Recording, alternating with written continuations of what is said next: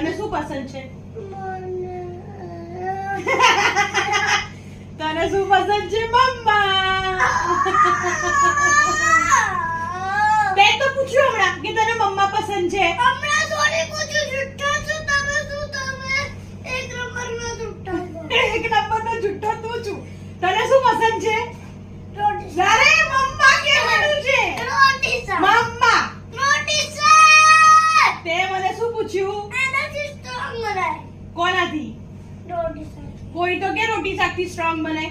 Wafer, Kurkure, ice cream, chocolate એ બધાથી strong બનાય. ના થવાય, લૂઝ થઈ જવાય. શું થઈ જવાય? તમે એક નંબરના જુઠ્ઠા છો. રોટલી શાકથી કોઈ સ્ટ્રોંગ થાય? થાય. કોઈ થાય? થાય.